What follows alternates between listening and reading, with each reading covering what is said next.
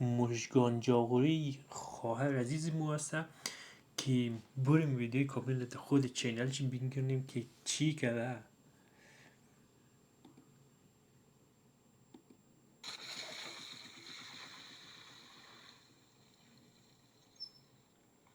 چه میشد سالهای درد میمان، کبوتر با خزانی سرد میمان، میان این همه آدم نماها یکی میمان ولی یکی مرد میمان.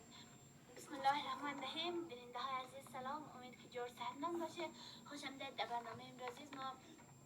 بیننده های عزیز مترقم که اوش منید آماده شدم. میخوایم دوستای عزیز امروز یک ماجراجویی کنم، برم به بازار دیگه. هوا هم خیلی سرده و برف هم خیلی هستن و هم خیلی گلیه. امیدوارم که همونجا چپچی نکنم دیگه. شما تا آخر بیننده باشید.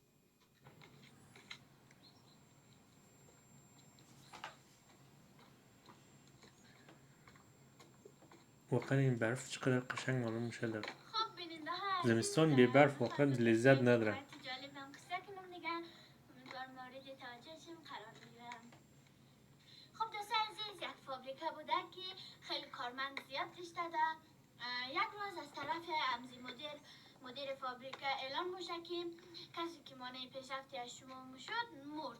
اگر میخواهید تا که جنازه از شخص را اوش کنید، در سالن است، باید اوش کنید دیگه. یا دوست عزیز همگیش کنجکاو میشه یا میگم او شخص کی بوده که مانع پیشرفت از ما بیشتر ده. همگیش مورم سر نوبت سیمونه دوست عزیز. اما تابوت را که سیمونه منی تابوت که است یک دنه عینه عکس از خود خورده اونجا شونه و این دورش هم نوشته که تنها کسی که مانع پیشرفت شما میشد خودتان هستید. اگر شما در کارها تنبلی کنید هیچ وقت نمیتوانید پیشرفت کنید دیگه. دوست عزیز، ما از این حکایت همین نتیجه را میگیری که باید همیشه در کارها تنبلی نکنی و اگر تنبلی کنی دیگه هیچ وقت پیشرفت نمونی.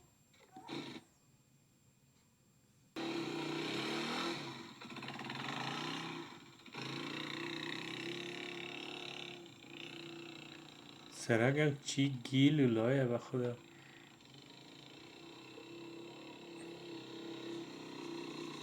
صد خطرناکه دی حالت موتور چلندو. فکر خب کنم دوست عزیز، رسیدم در سیابوته دیگه. سیابوته. دوست عزیز دیگه راه خیلی لخشندوگه برفه امزو خانتر دیگه.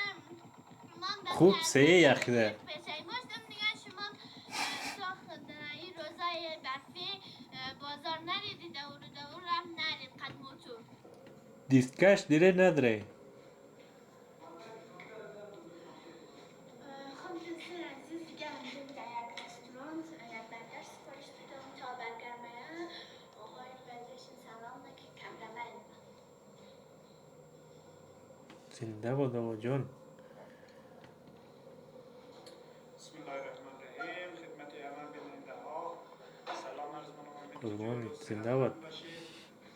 مژگانم در بازار را برف و زیادی بازار مقصد گشتم نمیشه قد موتور یا بهتره یک چند وقت موتور مسافرت نکس موتور بیزارم این دیگه. زمستان واقعا سخته دیگه همراه موتور. برگر نوش جان بزن.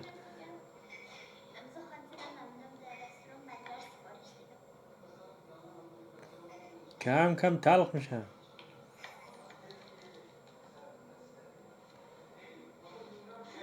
چپ مزنجیم برگر.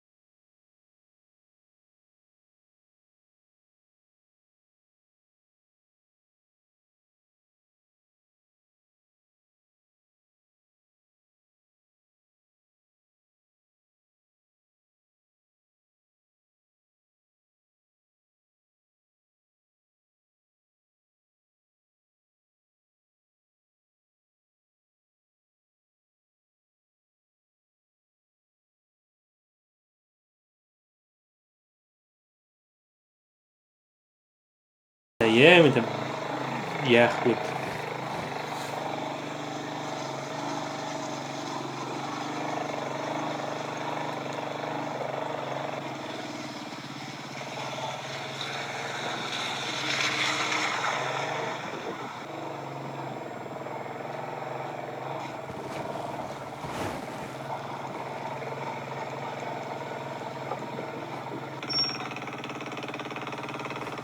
سوالی جغری.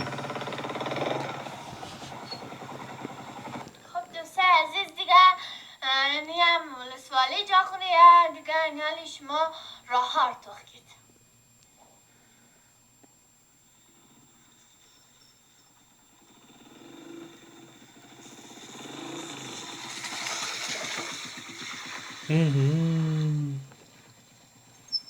اینجا پای ترک خب دی. دوستان رفتیم بازار رو امادیم دیگه.